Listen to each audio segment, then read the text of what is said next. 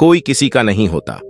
नमस्कार दोस्तों, स्वागत है आपका हमारे बोधि लाइफ लेसन्स यूट्यूब चैनल में। दोस्तों, आज हम इस कहानी से जानेंगे कि कोई भी चीज जो कि इस प्रकृति में मौजूद है, ये सभी चीजें किसी का नहीं होता है।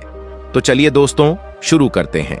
एक समय की बात है, एक गांव के किनारे एक सुंदर जंगल था। उस जंगल में पेड़ पौधे, पक्षी और जानवर अपनी अपनी जिंदगी बड़े सुखद तरीके से जीते थे। इसी जंगल में एक पेड़ था जो बहुत पुराना और विशालकाय था।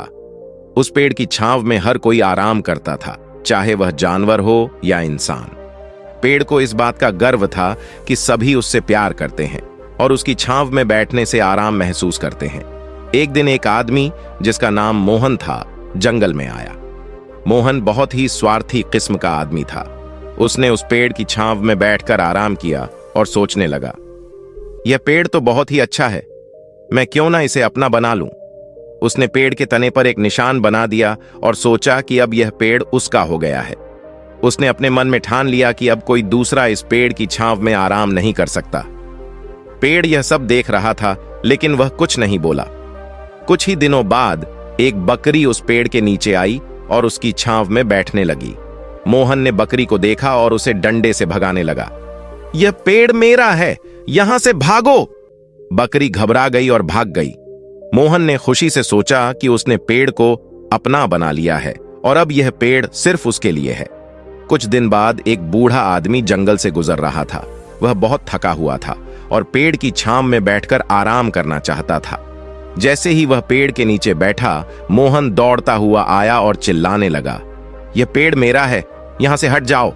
बूढ़ा आदमी चौंक गया और उसने कहा, पेड़ किसी का कैसे हो सकता है, यह तो सबके लिए है।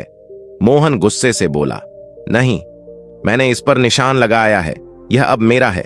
बूढ़ा आदमी दुखी होकर वहां से चला गया, लेकिन जाते जाते उसने कहा, बेटा, पेड़, धरती, पानी, हवा, ये सब किसी के नहीं होते।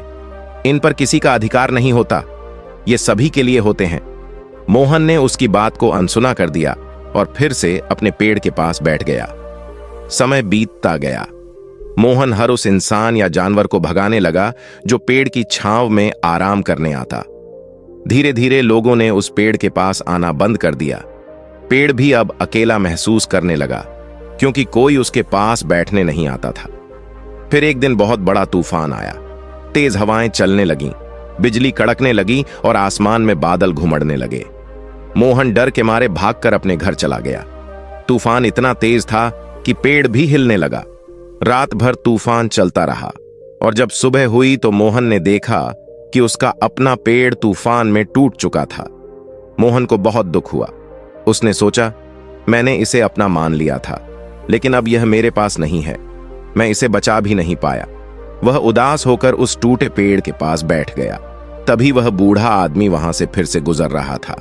उसने मोहन को देखा और कहा, बेटा, अब समझ में आया, यह पेड़ तुम्हारा नहीं था। प्रकृति पर किसी का अधिकार नहीं होता। तुम चाहे कितनी भी कोशिश कर लो, किसी को हमेशा के लिए अपना नहीं बना सकते। मोहन की आंखों में आंसू आ गए। उसने कहा, आप सही कह रहे थे बाबा, मैंने इसे अपना मानकर दूसरों से बांटने से इनकार कर दिया, लेकिन असल में यह पेड़ कभी मेरा था ही नहीं।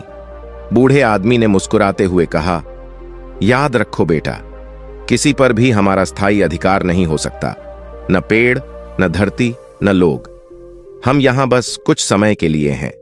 जो चीजें हमें मिली हैं, उन्हें बांटना सीखो। कोई किसी का स्थायी रूप से मालिक नहीं होता। मोहन ने उस दिन से अपने व्यवहार में बदलाव किया। उसने समझ लिया था कि प्रकृति और इसके तत्व किसी के नहीं होते। हम सभी सिर्फ इनके सह अस्तित्व के हिस्से होते हैं, न कि इनके मालिक। अब जब भी कोई इंसान या जानवर उस पेड़ के बचे हुए तने के पास बैठता, मोहन उन्हें भगाने की बजाय उनका स्वागत करता।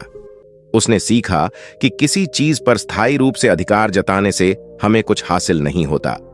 ये धरती और इसकी संपत्ति सभी के लिए है। ये कहानी से हमें ये सीखने को मिला, किसी पर हमारा अधिकार नहीं हो सकता, न प्रकृति पर, न किसी इंसान पर। हम सभी को प्रकृति से जो मिला है उसे बांटना चाहिए। कोई भी चीज किसी एक व्यक्ति की नहीं होती। जब हम दूसरों को हिस्सा देने से मना करते हैं तो हम खुद भी उससे खुशी नहीं ले पाते। सबसे अच्छा तरीका यह है कि हम सब मिलकर साझा करें, तभी हम असल खुशी पा सकते हैं।